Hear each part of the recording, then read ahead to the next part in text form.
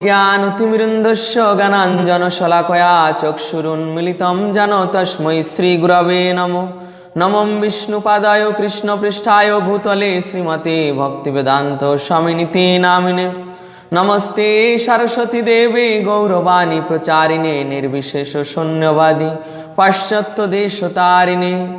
वाञ्छाकल्पतरुभ्यश्च कृपा सिन्धुभ्यैव च पतितानां पावनेभ्यो वैष्णवेभ्यो नमो नमः।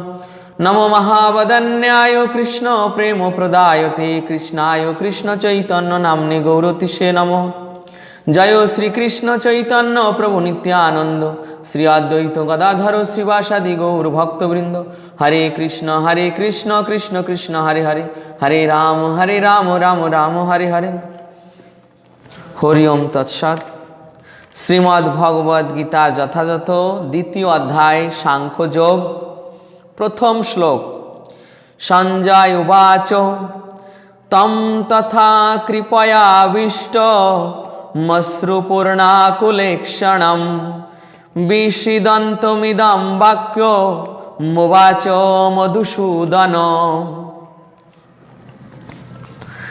সঞ্জয় বললেন, অর্জুনকে এইভাবে অনুতপ্ত ব্যাকুল ও অশ্রুসিক্ত দেখে কৃপায় আবিষ্ট হয়ে মধুসূদন বা শ্রীকৃষ্ণ এই কথাগুলি বললেন। তাই এটি বলছেন কে? সঞ্জয়। কাকে বলছেন? ধৃতরাষ্ট্রকে। তম তথা কৃপয়াবিষ্ট। তম তথা মানে অর্জুনকে এইভাবে আবিষ্ট দেখে, কৃপয়া আবিষ্ট।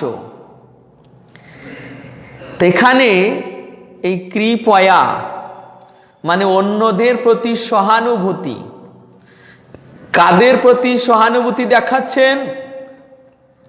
আত্মীয় স্বজনদের প্রতি। আত্মীয় স্বজনদের প্রতি অর্জুন সহানুভূতি প্রদর্শন করছেন। তা সহানুভূতি প্রদর্শন করে কি নিশ্চয় করেছেন? যে হে মধুসূদন, আমি যুদ্ধ করব না, আমি আমার আত্মীয় স্বজনদের বধ করতে পারবো না। এইভাবে অর্জুন আমরা প্রথম অধ্যায়ের শেষ শ্লোকে দেখেছি যে তিনি গান্ডীব ছেড়ে দিয়ে রথের উপর বসে পড়েছেন। তো যখন রথের উপর বসে পড়েছেন, হে কৃষ্ণ, হে মধুসূদন, আমি যুদ্ধ করব না, এইভাবে তার চোখ দিয়ে অশ্রু নির্গত হচ্ছে, ব্যাকুলিত এবং অনুতপ্ত। এই অবস্থায় মধুসূদন অর্থাৎ শ্রীকৃষ্ণ, মধুসূদন শ্রীকৃষ্ণ এই কথাগুলি বললেন। তো এখানে শ্রীকৃষ্ণের একটি নাম মধুসূদন বর্ণন করা হয়েছে, মধুসূদন। এই মধুসূদন নামটি ব্রজলীলায় শ্রীকৃষ্ণের এক নাম হয়ে গিয়েছিল লীলা অনুসারে। এবং পূর্বে শ্রী বিষ্ণু যখন মধুকৈটব দৈত্যকে সংহার করেছিলেন, তখন তার এক নাম হয়েছিল মধুহন্তাকারী, মধুসূদন। সুদন মানে হন্তাকারী, হন্তা যিনি হত্যা করেন। তো মধুসূদন মানে যিনি মধু দৈত্যকে হত্যা করেছিলেন, তাই মধুসূদন। এখানে বলার উদ্দেশ্য যে হে মধুসূদন, তুমি যেমন মধু দৈত্যকে সংহার করেছিলে, ঠিক তেমন আমার এই অজ্ঞানতা রূপী দৈত্যকে সংহার করো। এখানে এই যে মধুসূদন কথাটি আমাদের গোস্বামীপাদ ছিল বিশ্বনাথ চক্রবর্তী ঠাকুর তার টিকায় ব্যাখ্যা করছেন যে কৃষ্ণকে এখানে যে মধুসূদন বলা হয়েছে, মধু তো যাদবদের একটি বংশ, মধু বংশ, দশার্হ বংশ, ভোজ বংশ, বৃষ্ণি বংশ, কক্কুর বংশ। তা মধু একটি বংশ, তিনি কি তাহলে তার এই মধুবংশীদের হত্যা করবেন বা মধুবংশীদের হত্যা করেছেন? না, তিনি মধুবংশীদের হত্যা করবেন না। মধুবংশীরা তার আত্মীয়, তিনি হচ্ছেন অরিসুদন। অরিসুদন মানে মধুরূপ যে অরি ছিল, মধু দৈত্য, তার হত্যাকারী। তিনি বন্ধুসূদন নন, তিনি যদুসূদন নন, তিনি মধুসূদন। তো এইভাবে তাকে বলা হচ্ছে যে তিনি যেমন এই দৈত্যকে সংহার করেছেন, তেমন তিনি যেন আমার অজ্ঞানতাকে সংহার করেন। এরপর প্রভুপাদ উপমা প্রদান করছেন যে যে মানুষ মহাসমুদ্রে ডুবে যাচ্ছেন, মনে করুন কেউ নৌকা নিয়ে সমুদ্রে পার হয়ে যাচ্ছে, এখন একজন বসে আছে আর একজন সমুদ্রে পড়ে যাচ্ছে, পড়ে গিয়েছে। ওই অবস্থায় যদি তার হাত ধরে ওঠানোর চেষ্টা না করে, মনে করুন তার কাপড়টা টানাটানি করছে যেন তার কাপড়টা হারিয়ে না যায়, তাহলে এই যে এটা কি হবে? মূর্খতা হবে। যে যে সমুদ্রে পড়ে গিয়েছে তার হাত ধরে না টেনে তার কাপড়কে রক্ষা করার চেষ্টা করছি। তা অর্জুনের অবস্থা ঠিক এরকম হয়েছে যে এরা সকলে, এই যে যাদের কথা চিন্তা করছে, এরা ভব সমুদ্রে সকলে পতিত। এদের এই ভব সমুদ্র থেকে উদ্ধার করার চিন্তা না করে ওদের পোশাক রূপ দেহের, অর্থাৎ পোশাকের, দেহরূপ পোশাকের উদ্ধারের চিন্তা করছেন, কিন্তু এদের আত্মাকে এই ভব সমুদ্র থেকে উদ্ধার করার চেষ্টা করছেন না। তাই এটা প্রকৃত উপকার হলো না, এটা প্রকৃত করুণা প্রদর্শন হলো না। জীবকে যদি করুণা প্রদর্শন করতে হয় তাহলে তার আত্মাকে এই অধোগতিতে উদ্ধার করতে হবে। যে আমাদের সকলের আত্মা এই জগতে এই বদ্ধ দশায় পড়ে আছে। আমাদের আত্মা ভগবানের চিন্ময় শক্তি থেকে, পরা প্রকৃতি থেকে উৎপন্ন হয়েছে, আর এই জগতে এসে মায়ার বন্ধনে আবদ্ধ হয়ে থাকছে অপরা নিকৃষ্টা প্রকৃতির সংস্পর্শে। এখানে এসে সে ওই সেই আত্মার বিষয় ভুলে গিয়ে দেহকেই আত্মা মনে করছে, দেহকেই আত্মা বলে মনে করছে, দেহেরই যত্ন বিধানে রয়েছেন, আত্মাকে আর উদ্ধার করার চিন্তা করছে না। তো এই যে অজ্ঞানতা, এটা অর্জুনের মধ্যেও ভগবান দর্শন করে তিনি তাকে বলছেন। আর এখানে বিশ্বনাথ চক্রবর্তী ঠাকুর আরো বলছেন যে এই যে সঞ্জয় ধৃতরাষ্ট্রকে বলছেন যে অর্জুন কৃপায় আবিষ্ট হয়ে অনুতপ্ত, ব্যাকুল চিত্ত, অশ্রুসিক্ত হয়েছেন এবং এইভাবে তিনি যুদ্ধ ত্যাগ করেছেন, এতে ধৃতরাষ্ট্র শুনে অত্যন্ত প্রসন্ন হয়েছে।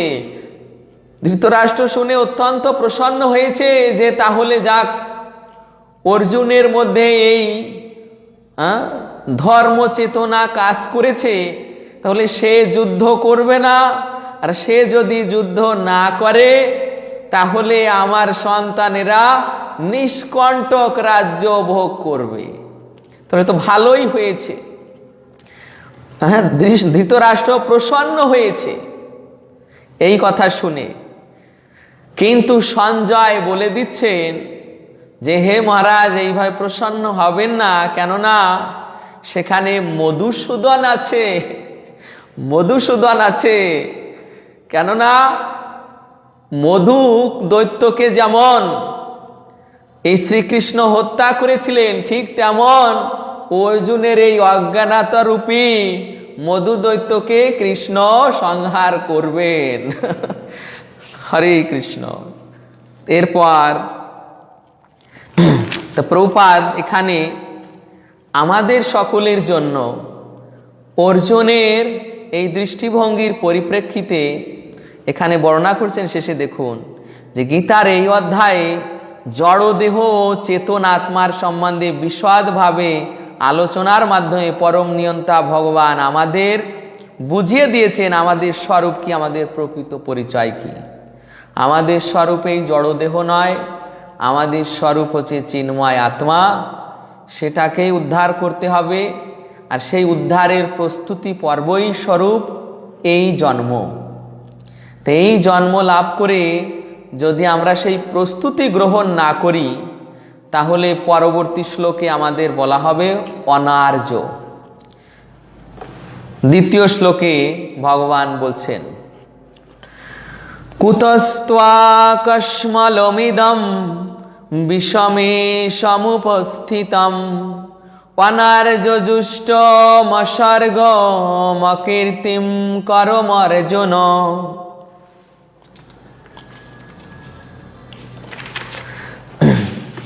এই শ্লোকটা কিভাবে পড়বেন আরেকবার দেখুন। প্রথম লাইন, কুতস্তকস্মলমিদম বিষমে সমুপস্থিতম। এরপর দ্বিতীয় লাইনে দেখুন, অনার্যজুষ্টমসর্গ, অনার্যজুষ্টমসর্গ। এরপর এই শ্লোককে খণ্ডন করা যাবে না, এখানে পড়তে হবে মকীর্তির করম অর্জুন। অনার্যজুষ্টমসর্গ মকীর্তির করম অর্জুন, এইভাবে পড়তে হবে। এখানে খণ্ডন করা যাবে না, এটাই গোস্বামী পাদদের নির্দেশ। পরে যখন আপনি বিভাজন করবেন তখন ওটাকে সন্ধি বিচ্ছেদ অনুযায়ী খণ্ডন করা যাবে, কিন্তু এই শ্লোকে এইভাবে খণ্ডন করা যাবে না। অনুবাদ, পুরুষোত্তম শ্রী ভগবান বললেন, প্রিয় অর্জুন, এই ঘোর সংকটময় যুদ্ধস্থলে যারা জীবনের প্রকৃত মূল্য বোঝে না, সেই সব অনার্যের মতো শোকানল তোমার হৃদয়ে কিভাবে প্রজ্বলিত হলো? এই ধরনের মনোভাব তোমাকে স্বর্গলোকে উন্নীত করবে না, পক্ষান্তরে তোমার সমস্ত যশ রাশিও বিনষ্ট করবে। তো পুরুষোত্তম ভগবান, এই যে পুরুষোত্তম ভগবান বা শ্রী ভগবান ব্যাসদেব গোস্বামী এই যে শ্লোকটি তিনি মহাভারতে সংযোজন করেছিলেন, তা তিনি সেখানে এই শব্দটি দিয়েছিলেন শ্রী ভগবান উবাচ। এই শব্দটি কিন্তু ভগবান বলেননি, কৃষ্ণ বলেননি, ভগবান উবাচ। এই শব্দটি ব্যাসদেব বলে দিচ্ছেন শ্রী ভগবান উবাচ, কারণ ব্যাসদেব জানেন যে শ্রীকৃষ্ণ ভগবান, তাই আর শ্রীকৃষ্ণ উবাচ না দিয়ে সরাসরি তিনি শ্রী ভগবান উবাচ দিচ্ছেন।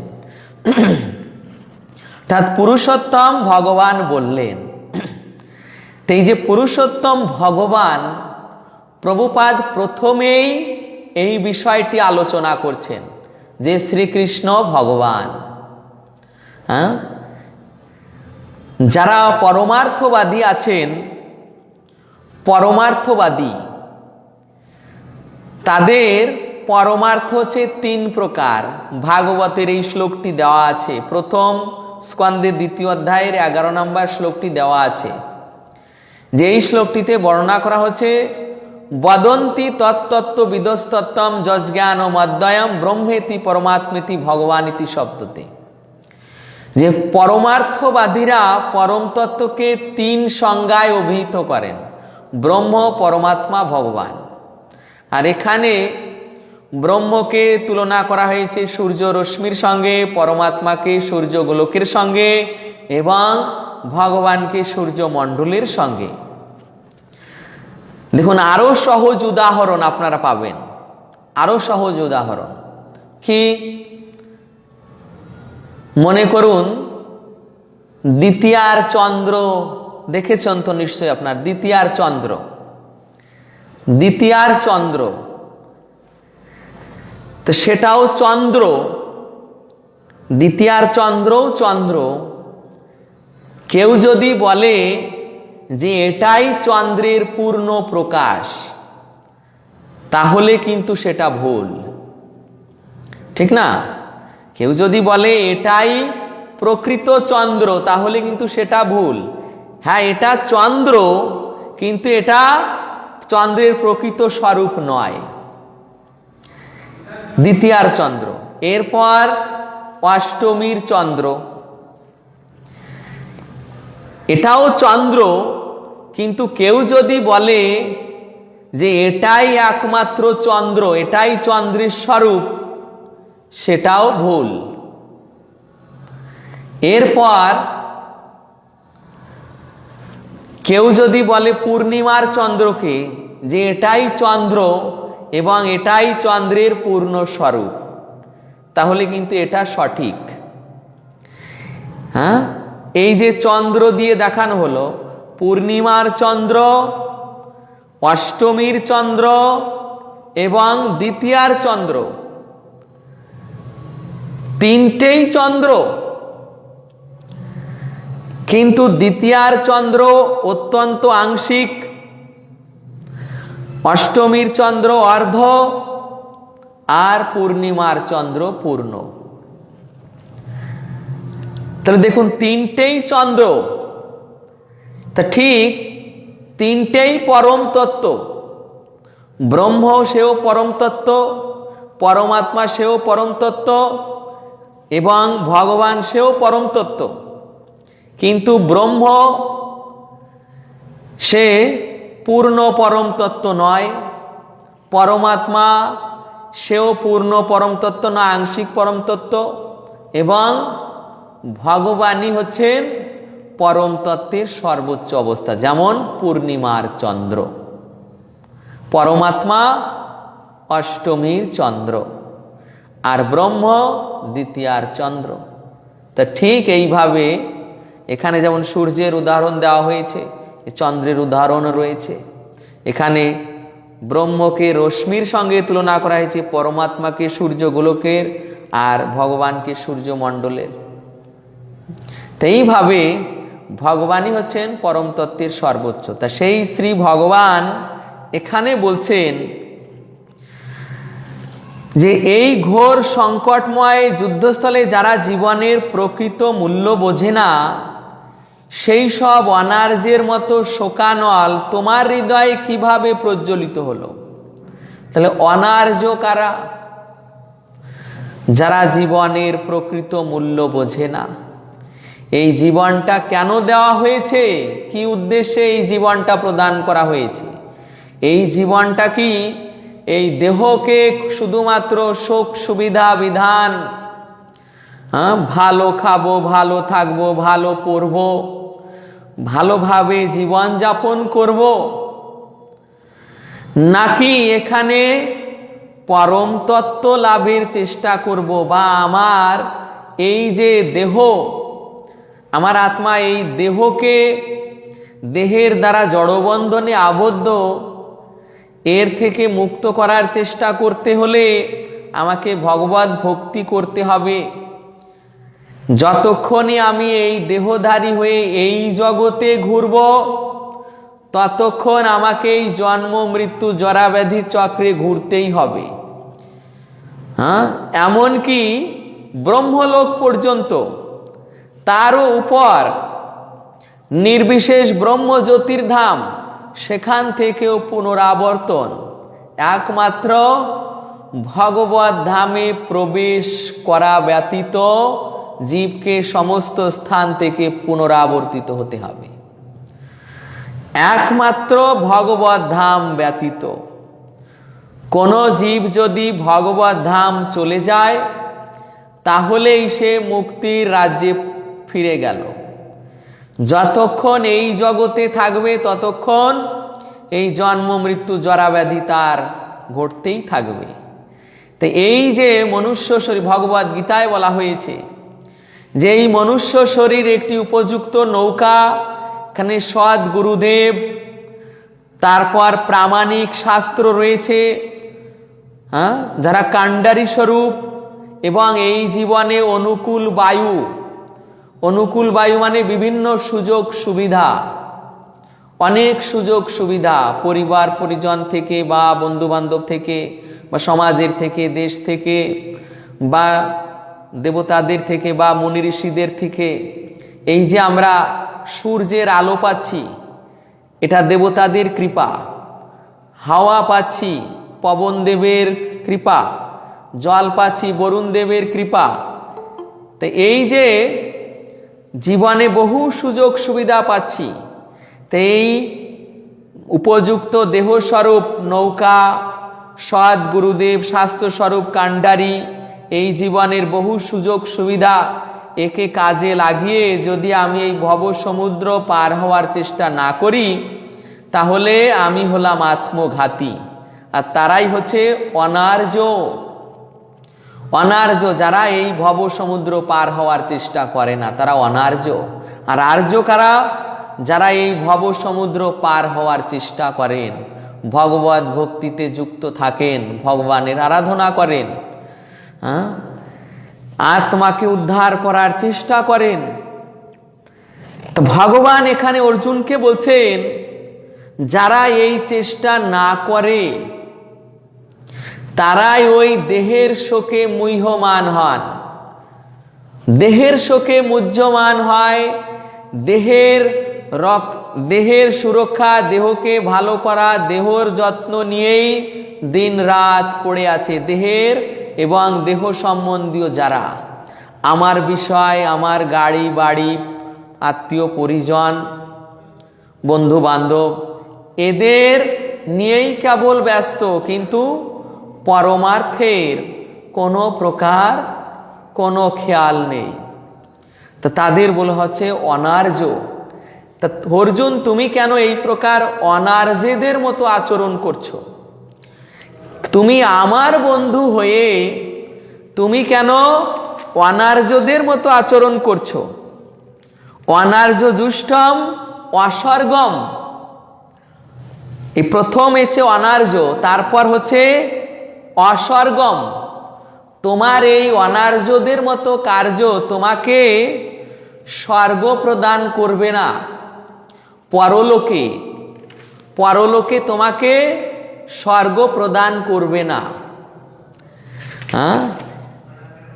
এবং কোনো তার পরবর্তী যে অকৃত্রিম, এবং অকৃত্রিম মানে পরবর্তীতে এটা তোমার কোনো যশেরও কারণ প্রদান করবে না, যশও প্রদান করবে না। তোমার অকীর্তি গাইবে লোকে। অকীর্তি গাইবে কি? যে তুমি আগে 1 বছর নপুংসক ছিলে, আর এখন এই যুদ্ধক্ষেত্রে এসে বাহানা তৈরি করে, করুণার অভিনয় করে তুমি যুদ্ধক্ষেত্র থেকে ভয়ে পালিয়ে যাচ্ছ। এই কর্ণ দুর্যোধন তোমাকে দেখে হাততালি দিবে যে দেখো নপুংসক ভয়ে কাপুরুষের মতো করুণার উদ্রেক করে পালিয়ে যাচ্ছে, তোমার অপযশ গাইবে। তা কেন তুমি এই প্রকার অনার্যদের মতো আচরণ করবে, যশহীনতার আচরণ করবে, এবং পরলোকে যেটা তোমার স্বর্গপ্রাপ্তির কারণ হবে না তার কেন প্রচেষ্টা করবে? এইভাবে ভগবান অর্জুনকে বোঝাচ্ছেন যে এটা তোমার করা উচিত নয়। অনার্যদের আচরণ তোমার শোভা পায় না। তুমি আমার সখা, তুমি আমার সখা, তারপর তুমি আবার মহাবীর, আর মহাবীরের এই প্রকার অনার্যদের মতো আচরণ শোভা পায় না।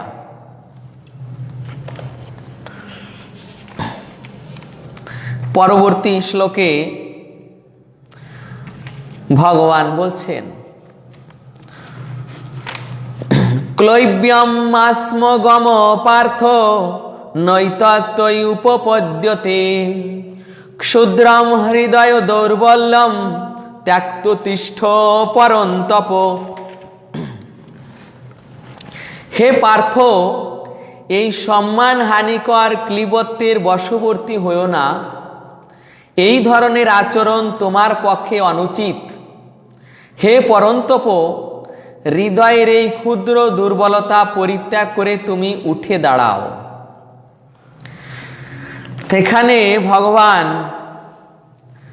অর্জুনকে মনে করিয়ে দিচ্ছেন যে তিনি যে পৃথার পুত্র, পৃথা মানে কুন্তির পুত্র পার্থ, এবং তার সঙ্গে যে তার আত্মীয়তার সম্পর্ক রয়েছে, তাই তার পক্ষে এই রকম আচরণ শোভা পায় না। ক্ষত্রিয়, এখানে দেখুন পরম তপ শব্দটি রয়েছে, পরম তপ। পরম তপ মানে যিনি যুদ্ধে অন্য যোদ্ধাদের তিনি সংহার করেন, অন্য যোদ্ধাদের সংহার করেন, তা তিনি হচ্ছেন পরন্তপ। তা হে পরন্তপ, হৃদয়ের এই ক্ষুদ্র দুর্বলতা পরিত্যাগ করো। তা অর্জুনের হৃদয়ে এই যে ক্ষুদ্র দুর্বলতা কিসে না, তার আত্মীয় স্বজনদের প্রতি শোক এবং মোহ। তা গোস্বামীপাদ শ্রীল বিশ্বনাথ চক্রবর্তী ঠাকুর টিকায় লিখছেন, অর্জুনের ভাবে, অর্জুনের মনোভাব অনুযায়ী তিনি বলছেন, অর্জুন বলছেন, হে কৃষ্ণ, আমার এটা শোক মোহ নয়, শোক মোহ নয়, কি দয়া, দয়া এবং করুণা, দয়া এবং করুণা। কেননা এই যে এখানে যুদ্ধে আমি যাদের হত্যা করব, এই যুদ্ধে যদি আমি এই আত্মীয় স্বজনদের হত্যা করি, তাহলে আমার তো আর আমার সমাজে বা আমার এই সৌভাগ্য দর্শন করার আর কেউ থাকবে না। আর তারা আমাকে এইভাবে আমাদের পালন করেছে, এখন যদি আমি তাদের হত্যা করি তাহলে সেটা অনুচিত কার্য হয়ে যাবে, তাহলে তো তাদের প্রতি দয়াও করা হবে না, এবং তাদের প্রতি করুণাও করাও হবে না। করুণা যে অন্যের দুঃখে দুঃখিত হওয়া, যেখানে আমার পিতামহ ভীষ্মদেব তারা আমাদের পালন করতে গিয়ে অনেক অনেক কষ্ট স্বীকার করেছেন। দুর্যোধন তাদেরকে বারবার পক্ষপাতী অনেক অনুচিত কথা বর্ণন করেছেন, তিনি সেগুলো শ্রবণ করে সহ্য করে আছেন। আর তাকে আমি এইভাবে এখন যুদ্ধক্ষেত্রে রাজ্য লাভের জন্য হত্যা করব, সেটা আমার অনুচিত কার্য হবে, তাদের প্রতি করুণা করা হবে না। তো এর উত্তরে গোস্বামীপাদ আবার বলে দিচ্ছেন যে হে অর্জুন, ভগবানের ভাবে, ভগবানের ভাবে, ভগবানের ভাবে বিশ্বনাথ চক্রবর্তী ঠাকুর বলছেন যে হে অর্জুন, এটা যদি তোমার দয়া বা করুণা করা হতো, তাহলে তুমি এই যে 31 নম্বর শ্লোকে প্রথম অধ্যায়ের ন শ্রেয়নু পশ্যামি হত্যা স্বজন মা হবে, ন শ্রেয়নু পশ্যামি হত্যা স্বজন মা হবে।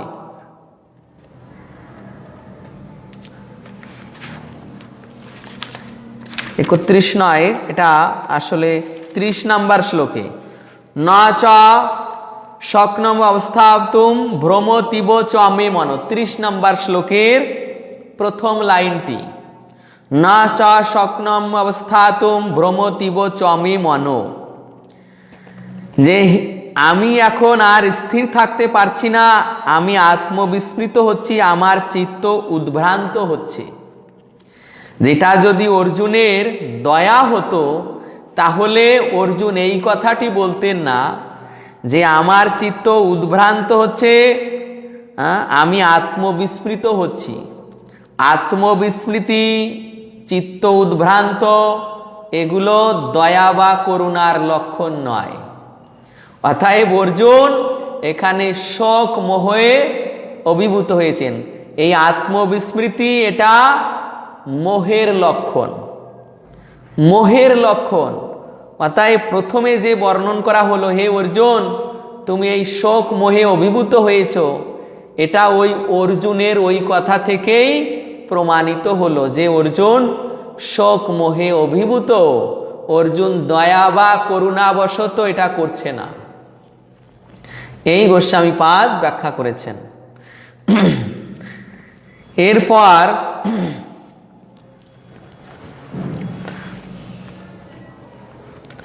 পরবর্তী শ্লোক, ওই শ্লোকেই বর্ণনা করা হচ্ছে যে এই যে অর্জুন শোক মোহে অভিভূত হয়েছেন, তো এই শোক মোহ যে তার হৃদয়ের ক্ষুদ্র দুর্বলতা, এটা যে মহানুভবতা নয়, তা অর্জুনের ওই 30 নম্বর শ্লোকের প্রথম লাইনটি থেকে নিরূপণ করা হয়েছে যে এটা অর্জুনের মহানুভবতা নয়, এটা অর্জুনের শোক মোহ। তো এই যে শোক মোহ, এটা হচ্ছে হৃদয়ের ক্ষুদ্র দুর্বলতা। তাই ভগবান তাকে বলছেন যে হে অর্জুন, হে পরন্তপ, তোমার এই যে বিষয়টি, এটা ওই দয়া বা করুণা নয়, এটা হচ্ছে শোক মোহ। অতএব এটা মহানুভবতা নয়, এটা তোমার হৃদয়ের ক্ষুদ্র দুর্বলতা। অতএব হৃদয়ের এই ক্ষুদ্র দুর্বলতাকে ত্যাগ করো, এবং এই যে তুমি এখানে অহিংসা পরিত্যাগের বিবেচনা করছো, তথাকথিত অহিংসা পরিত্যাগ করা উচিত, মানে হিংসা পরিত্যাগ করার চেষ্টা করছো। দেখুন প্রভুপাদ এখানে লাস্ট লাইনে লিখছেন, লাস্ট লাইনে, শ্রীকৃষ্ণের পরিচালনায় অর্জুনের মতো পুরুষের এই ধরনের মহানুভবতা অথবা তথাকথিত অহিংসার পরিত্যাগ করা উচিত। অর্জুনের এটা কি অহিংসা, তিনি কারো সাথে হিংসা করবেন না, এটা অহিংসা। কিন্তু এই ক্ষেত্রে মানে অর্জুন ক্ষত্রিয়, আর সে এসেছে ধর্মযুদ্ধে এই অহিংসা পরিত্যাগ করা উচিত। এটা তো ব্রাহ্মণের ধর্ম, এটা তো ব্রাহ্মণের ধর্ম, অহিংসা এটা ব্রাহ্মণের ধর্ম। অর্জুন এখানে ক্ষত্রিয়, আর কোথায় আছে? রণভূমিতে। রণভূমিতে এসে তিনি অহিংসা পরিত্যাগ করবেন, এটা তার উচিত নয়। রণভূমিতে এসে যুদ্ধ করা, এটাই ক্ষত্রিয় বীরের কর্তব্য। এরপর চতুর্থ শ্লোক, কথম ভীষ্মমহম সংখ্যে দ্রোণঞ্চ মধুসূদন ইষুভি প্রতিয়োৎস্যামি পূজার্হা বরিসূদন। এই শ্লোকটা গোস্বামীপাদ খুব, রসিক আচার্য তিনি খুব মানে মজার আকারে মানে বিষয়টা এমনভাবে পরিষ্কার করে বর্ণন করেছেন যে শুনলেই আনন্দ লাগবে আপনাদের। হে অরিসুদন, হে মধুসূদন, হে অরিসুদন, মানে তুমি শত্রুর নাশক, তুমি শত্রুদের হন্তাকারী। হে মধুসূদন, তুমি মধু দৈত্যের হত্যাকারী, তুমি যদুদের হত্যাকারী নও। হ্যাঁ, তুমি যদুদের হত্যাকারী নও। তাই গোস্বামীপাদ বলছেন যে তুমি এই যে আমার পিতামহ ভীষ্মদেবকে হত্যা করার কথা বলছো, আমার গুরুদেব অস্ত্রগুরু দ্রোণাচার্যকে হত্যা করার কথা বলছো, হে মধুসূদন, তুমি কি পারবে তোমার পিতামহ উগ্রসেনকে হত্যা করতে পারবে? তারপর তোমার গুরুদেব সান্দীপনি মুনিকে তুমি কি হত্যা করতে পারবে? তুমি তাদের হত্যা করতে পারবে না। তা কেন তুমি আমাকে আমার পিতামহ ভীষ্মদেবকে হত্যার প্রেরণা দিচ্ছ, আমার অস্ত্রগুরু দ্রোণাচার্যকে হত্যার প্রেরণা দিচ্ছ?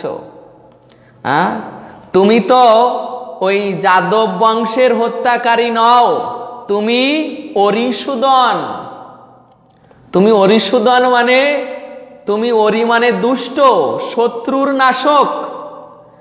তুমি মধুবংশের নাশক নও, তুমি মধু দৈত্যের নাশক, শত্রুদের নাশক।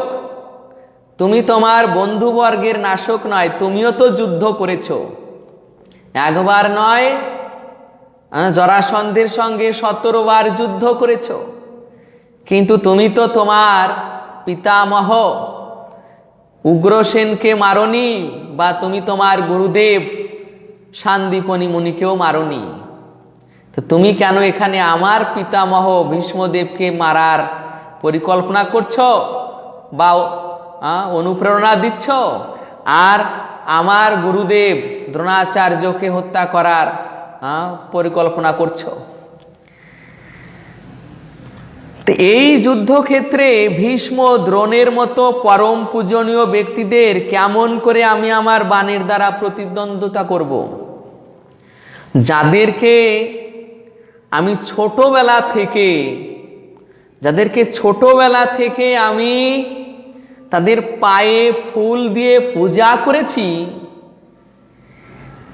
এটাই আমার চিরচরিত রীতি, যে গুরুজনদের পূজা করেছি সেটাই করব, এটাই ধর্ম। যাদেরকে পূজা করেছি ছোটবেলা থেকে, তাদেরকে সেই গুরুর আসনে বসে পূজা করব।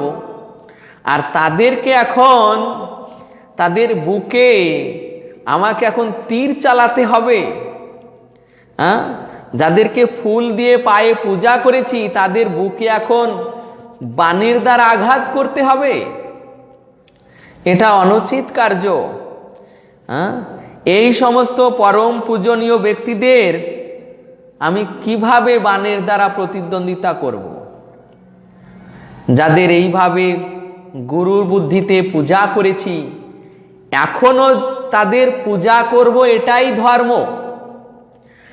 এখন আমি বড় হয়েছি, এখন যদি তাদের বাণ দ্বারা তাদের বুক বিদ্ধ করি, তো এটা তো ধর্মের ভিত্তিতে এটা অনীতি।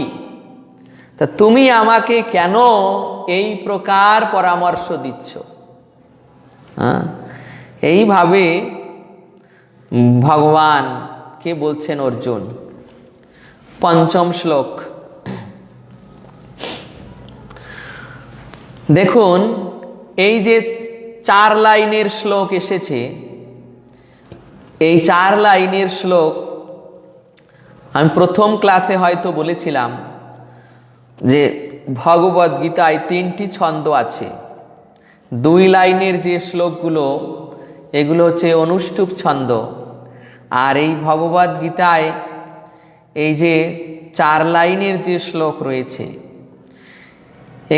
একটা হচ্ছে উপেন্দ্র বর্জা, আর অন্য একটা হচ্ছে ইন্দ্র বর্জা ছন্দ। তাই এই শ্লোকটি পঞ্চম শ্লোকটি হচ্ছে উপেন্দ্র বর্জা এবং প্রায় একই রকম। কিভাবে উচ্চারণ করতে হয় দেখবেন। গুরু নহত্যা হি মহানুভাবান শ্রেয় ভক্ষুম ভক্ষমপি হলোকে হত্যার্থ কামাংস্তু গুরু নিহৈব ভঞ্জি অভোগান রুধির প্রদিগ্ধান। আবার বলছি, গুরু নহত্যা হি মহানুভাবান শ্রেয় ভক্তুম ভক্ষমপি হলোকে হত্যার্থ কামাংস্তু গুরু নিহৈব ভুঞ্জি অভোগান রুধির প্রদিগ্ধান। এইভাবে সকলে পড়বেন। এই শ্লোকে অর্জুন বর্ণনা করছেন, আমার মহানুভব শিক্ষা গুরুদের জীবন হানি করে এই জগৎ ভোগ করার থেকে বরং ভিক্ষা করে জীবন যাপন করা ভালো। তারা পার্থিব বস্তুর অভিলাষী হলেও আমার গুরুজন, তাদের হত্যা করা হলে যুদ্ধলব্ধ সমস্ত ভোগ্য বস্তু তাদের রক্ত মাখা হবে। এখানে অর্জুনের সংকল্প হচ্ছে যে এই গুরুদের ত্যাগ করা যাবে না, এনাদের বাণীর দ্বারা বিদ্ধ করা যাবে না, কেননা এনারা আমার পূজ্য, এনারা আমার গুরু, এনাদেরকে আমি মারতে পারবো না। তো প্রভুপাদ তাৎপর্যে প্রথমেই শাস্ত্র নীতি অনুসারে বর্ণনা করেছেন যে কোন অবস্থায় একজন গুরুকে ত্যাগ করা যায়। কোন অবস্থায়?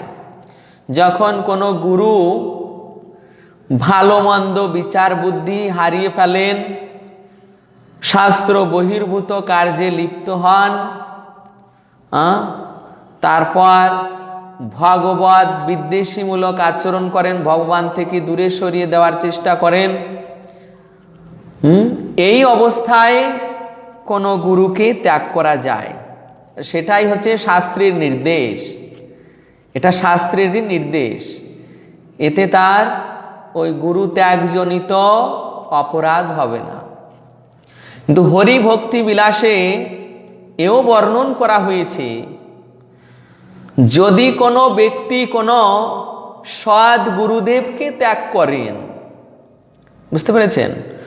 যদি কোনো ব্যক্তি কোনো সৎ গুরুদেবকে ত্যাগ করেন, সামান্যভাবে যদি কোনো ব্যক্তি কোনো তার গুরুদেবকে অবজ্ঞা করেন, তাহলে শ্রীল ভক্তি সিদ্ধান্ত সরস্বতী প্রভুপাদ বলছেন যে গুরুর অবজ্ঞাকারী কখনো বৈষ্ণব নয়।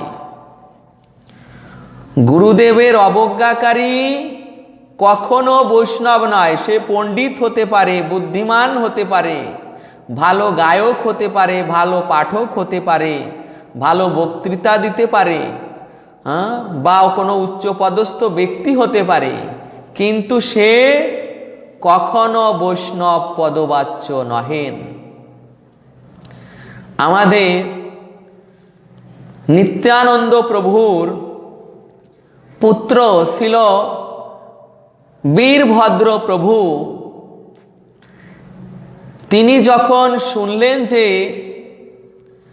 যে গোপাল চক্রবর্তী নামে এক ব্যক্তি, তিনি অত্যন্ত পণ্ডিত ছিলেন, আর তার গুরুদেব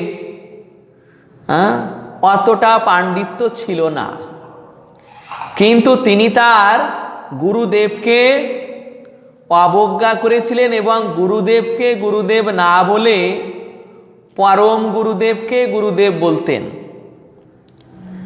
পরম গুরুদেবকে গুরুদেব বলতেন। তো আমাদের ছিল বীরভদ্র প্রভু যখন এটা জানতে পারলেন, তখন তিনি শ্রীনিবাস আচার্য প্রভুর নিকট পত্র লিখলেন। কেননা শ্রীনিবাস আচার্য প্রভু ওই এলাকায় প্রচার করার জন্য যাচ্ছিলেন। তখন তিনি পত্র লিখলেন যে হে শ্রীনিবাস, আমি এই ব্যক্তিকে গুরু অবজ্ঞার জন্য বৈষ্ণব জগৎ থেকে বহির্ভূত করেছি, তুমি যেন একে কোনো প্রকার সাহায্য করো না। এইভাবে স্বয়ং নিত্যানন্দ প্রভুর পুত্র বীরভদ্র প্রভু আমাদের এই শিক্ষা দিয়ে গিয়েছেন যে যদি কেউ এই প্রকার গুরু অবজ্ঞা করেন তাহলে তাকে কোনো প্রকার তার সঙ্গে সংযোগ রাখা উচিত হবে না। সে বৈষ্ণব জগৎ থেকে বহির্ভূত। তো এখানে দেখুন যে এনারা এই যে প্রভুপাদ দিচ্ছেন কোন অবস্থায় একজন গুরুকে ত্যাগ করা যায়। আরেকটি বিষয় বর্ণনা করতে ভুলে গিয়েছি যে সৎ গুরুদেবকে যদি কেউ অবজ্ঞা করে, এটা তো বর্ণন করেছি, আর সৎ গুরুদেবকে যদি কেউ ত্যাগ করে তাহলে সে হরিভক্তি বিলাসে বর্ণন করা হয়েছে যে 50 জন্ম পর্যন্ত সে আর সদ্গুরু প্রাপ্ত হবে না। 50 জন্ম পর্যন্ত তার আর ভাগ্যে সদ্গুরু মিলবে না। এইভাবে হরিভক্তি বিলাসে সনাতন গোস্বামী বর্ণন করছেন। এখানে অর্জুনের দৃষ্টিতে তার এই পিতামহ ভীষ্মদেব, দ্রোণাচার্য এনাদের মহানুভাব তিনি বিবেচনা করছেন। এনারা মহানুভাব এই মহানুভাব গুরুবর্গ আচার্যবর্গকে কিভাবে আমি ত্যাগ করব, কিভাবে বাণের দ্বারা তাদের বিদ্ধ করব, আমি এদের করতে পারবো না।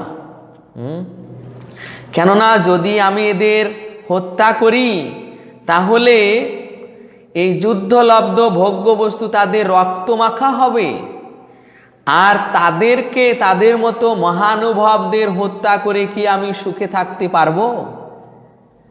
কখনোই পারবো না। এই জন্য আমি এদের কখনো হত্যা করব না।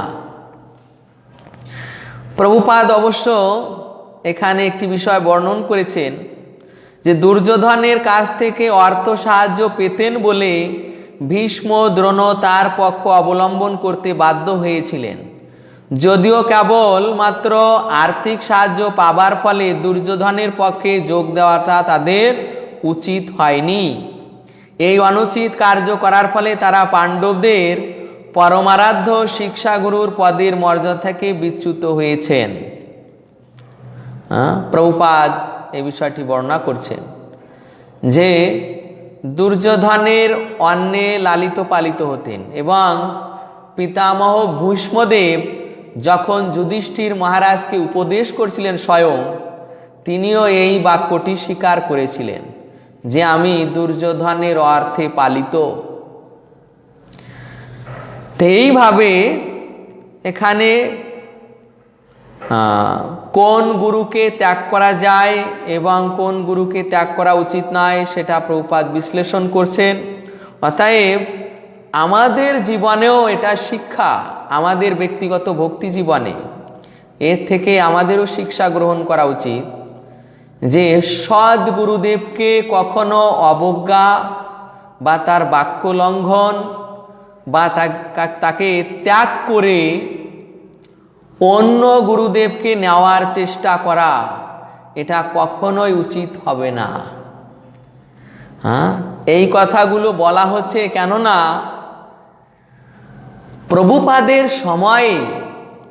প্রভুপাদের সময়ে তার এমন কিছু শিষ্য ছিলেন যে তারা তাকে ত্যাগ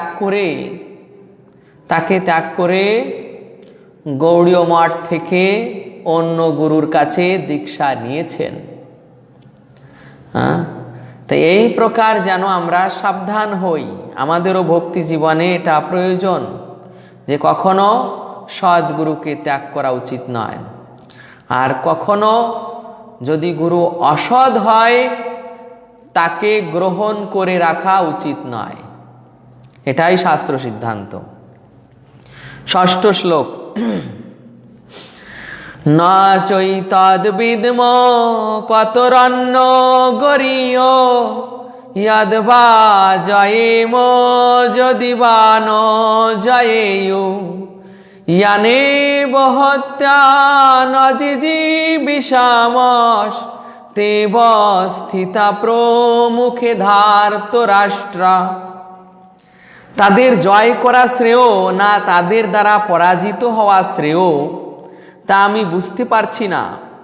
আমরা যদি ধৃতরাষ্ট্রের পুত্রদের হত্যা করি তাহলে আমাদের আর বেঁচে থাকতে ইচ্ছা করবে না, তবু এই রণাঙ্গনে তারা আমাদের সামনে উপস্থিত হয়ে রয়েছে।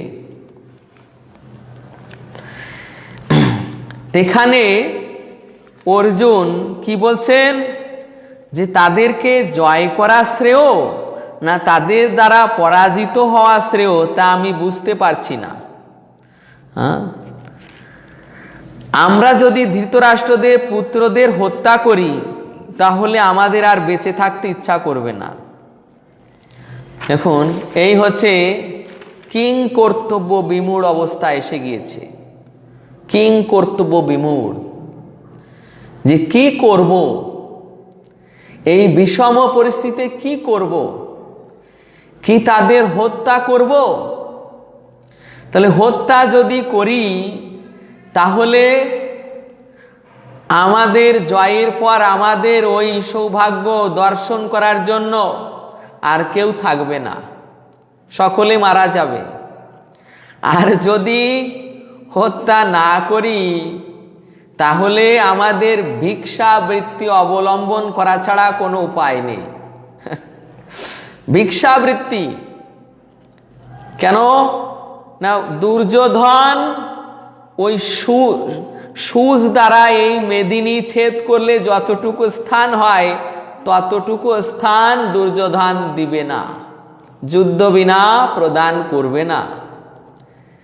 তো এদিকে যুদ্ধ না করলে তো ভিক্ষা করেই জীবন যাপন করতে হবে, কেননা কোনো সম্পদ নেই, কোনো আশ্রয় নেই। তাহলে ওই গাছতলায় গিয়ে থাকতে হবে আর প্রতিদিন ভিক্ষায় বের হতে হবে। এই জীবনধারা গ্রহণ করব নাকি ওই দুর্যোধন অর্থাৎ ধৃতরাষ্ট্রের পুত্রদের হত্যা করে, তাহলে দুর্যোধন আদি এদের হত্যা করতে হলে আগেই আসবে পিতামহ ভীষ্মদেব, দ্রোণাচার্য গুরুদেব, অস্ত্রগুরু, তাদেরও হত্যা করতে হবে। তাহলে যে ধরিত্রী লাভ করব সেটা হবে তাদের রক্তমাখা। তাহলে এই ঘোর সংকট, এদিকেও বিপদ, যুদ্ধ করলেও বিপদ, না করলেও বিপদ। এখন হে কৃষ্ণ, এই সংকট অবস্থায় কি করা প্রয়োজন? কেননা এরা যুদ্ধের জন্য আমাদের সম্মুখে এসেছে। এখন যুদ্ধ করলেও বিপদ, না করলেও বিপদ। তেই অর্জুন ধর্ম সংকটে পড়ে গেলেন। ধর্ম সংকট, একেই বলা হয় ধর্ম সংকট। যেমন দেখুন, ধর্ম সংকটে পড়েছিলেন কে? শ্রীরামচন্দ্রের পিতা দশরথ মহারাজ ধর্ম সংকটে পড়েছিলেন। কইকেয়ীকে বর দিয়েছিলেন যে যা চাইবে তাই দিব। কইকেয়ী চেয়েছেন কি? একবারে ভরতের রাজ্যাভিষেক আর একবারে রামচন্দ্রের বনবাস। তো এই যখন কইকেয়ী দেবী চাইলেন তখন তিনি তাকে কিছুই বলতে পারছেন না। যে বলতে পারছেন না যে না আমি তোমাকে দিব না, কেন? তিনি সত্য প্রতিজ্ঞা করেছেন। যদি না দেন তাহলে তার এই সত্য প্রতিজ্ঞা নষ্ট হয়, আর যদি দেন তাহলে রাম তো তার প্রাণকে দেহ থেকে আলাদা করতে হয়। তো এই জন্য এই ধর্ম সংকটে পড়ে তিনি ওখানে মূর্ছিত হয়ে পড়েছিলেন। সেন্সলেস হয়ে পড়েছিলেন। ধর্ম সংকট এমন জিনিস। তা অর্জুনও এখন এই প্রকার ধর্ম সংকটে পড়েছেন। কি যুদ্ধ করবেন? যুদ্ধ করলে হত্যা করতে হবে পিতামহ দ্রোণাচার্যকে। আর যদি যুদ্ধ না করেন তাহলে ভিক্ষা করে, প্রতিদিন ভিক্ষা করে জীবন যাপন করতে হবে। তখন অর্জুন এই অবস্থায় পরবর্তীতে শ্রীকৃষ্ণের কাছে এই সংকটের জন্য শিষ্যত্ব বরণ করতে চাইবেন, কিন্তু এখানে তিনি একটা বিষয় রেখে দিবেন। একটা বিষয় কি? যে হে কৃষ্ণ, তুমি আমাকে উপদেশ প্রদান করো, কিন্তু আমি যুদ্ধ করব না। মানে এমন যে, মনে করুন দুই ব্যক্তি এক তাল গাছ নিয়ে ঝগড়া করছেন যে এটা আমার জমির ভিতর, আর একজন বলছেন না এটা আমার জমির ভিতর। যে বিচার করতে এসেছেন তাকে বলছেন যে আপনার বিচার মানি তাল গাছটা আমার, আপনার বিচার মানি তাল গাছটা কিন্তু আমার। তো ঠিক অর্জুনের এই অবস্থা যে হে কৃষ্ণ, তুমি আমাকে পরামর্শ দাও, কিন্তু আমি যুদ্ধ করব না। এই হচ্ছে অর্জুনের মনের অবস্থা। প্রভুপাদ এখানে বর্ণনা করছেন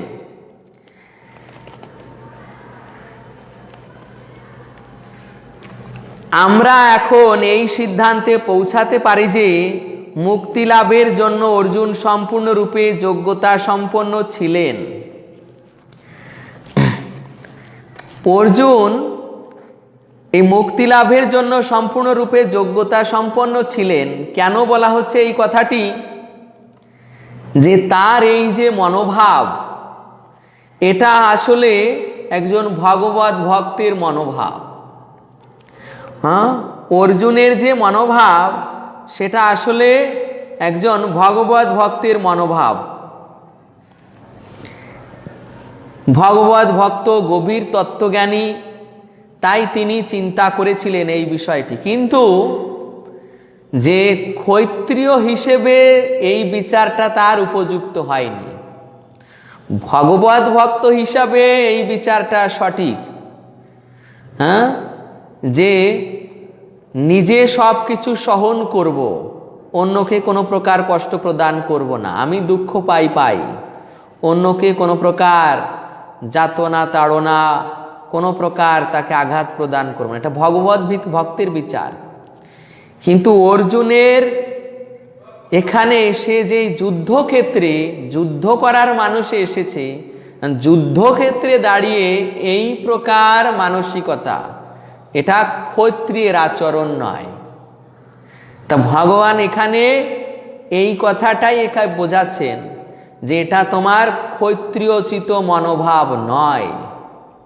তুমি এসেছো যুদ্ধ করতে, এসে অনার্যদের মতো মনোভাব করছো, এটা তোমার উচিত নয়।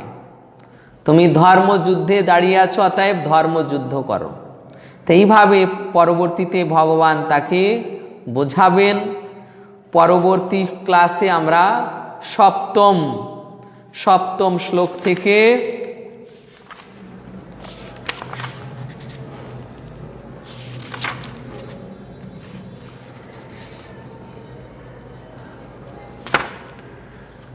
সপ্তম থেকে ত্রয়োদশ শ্লোক পর্যন্ত আলোচনা করব। সপ্তম শ্লোক থেকে ত্রয়োদশ শ্লোক। আজকে যদি আপনাদের কোনো প্রশ্ন জিজ্ঞাসা থাকে তাহলে এখন প্রশ্ন জিজ্ঞাসা করতে পারেন। হরে কৃষ্ণ।